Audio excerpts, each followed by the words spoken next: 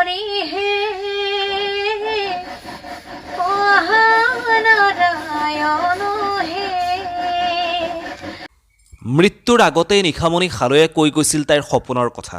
হয়, আপোনালোকে গমেই পায়, যোৱাকালিৰ দিনটোত যিহেতু এটা অনাকাংক্ষিত খবৰ আমাৰ মাজত আহি পৰিছিল।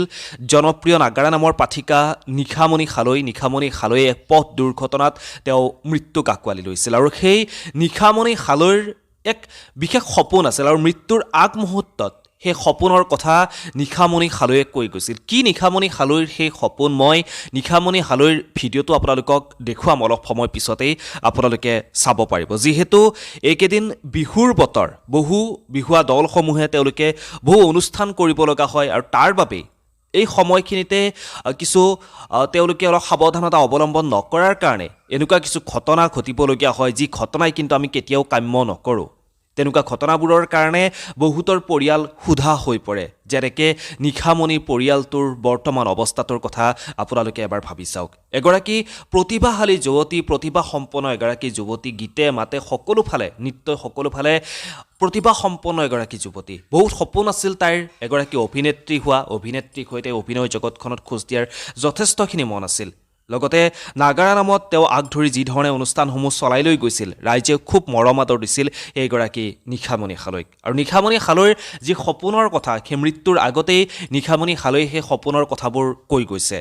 মই আপোনালোকক সেই ভিডিঅ'টো, নিশামণি সালৈয়ে যি সপোনৰ কথা কৈছিল, সেই ভিডিঅ'টো মই আপোনালোকক দেখুৱাইছোঁ। ভিডিঅ'টো চালে আপোনালোক সকলোৰে চকুবোৰ সেমেকি উঠিব। আচলতে কি কৈছিল নিশামণি সালৈয়ে, তেওঁৰ সপোনৰ কথাবোৰ কেনেকৈ প্ৰকাশ কৰিছিল, মই আপোনালোকক দেখুৱাবলৈ লৈছোঁ। আপোনালোকে ভিডিঅ'টো এবাৰ চাওক। ভিডিঅ'টো চাই আপোনালোকে মতামতসমূহ জনাব। আৰু সকলোৱে এই সময়খিনিত সাৱধানতা অৱলম্বন কৰক, সুস্থ হৈ থাকক, ভালে থাকক, সুস্থ শৰীৰেৰে ক'ৰবাত যাওক, আৰু সুস্থ হৈ কিনে ঘৰলৈ উভতি আহক, সাৱধানতা অৱলম্বন কৰক। আহক আমি ভিডিঅ'টো উপভোগ কৰোঁ। দেউতাই বনাইছে ৰাইজ কচমেটিকৰ বস্তু থ'বৰ কাৰণে, খুব ধুনীয়া হৈছে।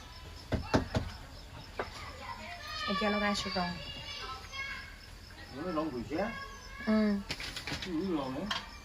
পাঁচশ নহয় এটা, তুই টেনশ্যন কাটতেও।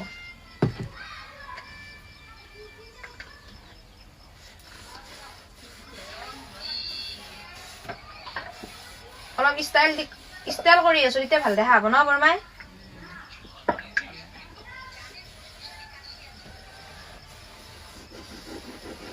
ও আহা নাৰায়ণ ও ভকতৰ মাজলৈ, ও আহা নাৰায়ণ ও তুমি হৰি হে মহানাৰায়ণ হে। ৰীল বনোৱা আৰু ভিডিঅ' বনোৱাৰ বাহিৰে গাইছ আমি কামো কৰোঁ। ইয়াত ৰং লগাই আছোঁ পুৰা।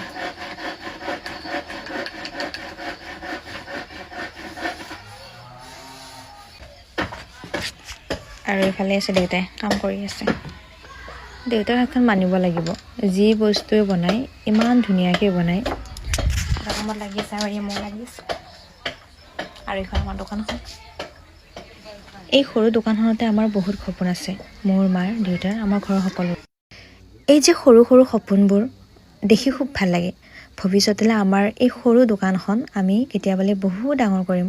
আপোনালোকক ভিডিঅ'ৰ জৰিয়তে সকলোখিনি দেখুৱাই যাম।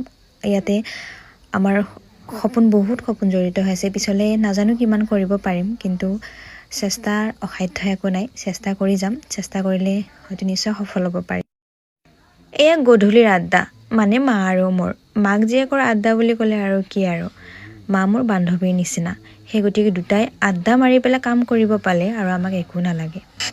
এই যে ৰেকখনত ৰং লগাই আছোঁ, এইখন দেউতাই বনোৱা। আমাৰ দেউতাই যিকোনো কাম নহওক ইমান ডিচিপ্লিনকৈ বনায়, তাত আকৌ ৰং লগাই পেলাই ধুনীয়া কৰি আছোঁ মই।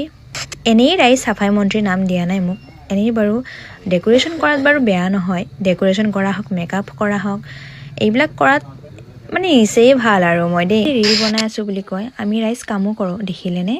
শেষত ফাইনেলি আমাৰ দোকানখন ডেক'ৰেশ্যন কৰা হৈ গ'ল। এয়া সৰু দোকানখন আমাৰ, আপোনালোকক অকণমান দেখুৱাই দিছোঁ। এইখন মই বাৰু সজাইছোঁ আজি দেই। এইখন বনাবলৈ বহু দিনৰ পৰা কৈ আছিলোঁ দেউতাক যে কচমেটিকৰ বস্তু কিছুমান থ'ব লাগে। আৰু এয়া ফাইনেল লুকটো আপোনালোক দেখুৱাই দিছোঁ দেই আমাৰ সৰু দোকানখন আজি মই বাৰু কেনেকুৱাকৈ সজালোঁ আপোনালোকে কমেণ্টৰ যোগে এবাৰ ক'বলৈ নাপাহৰিব অন্য এটা ভিডিঅ'ত আকৌ লগ পাম আপোনালোকক আজিলৈ বাই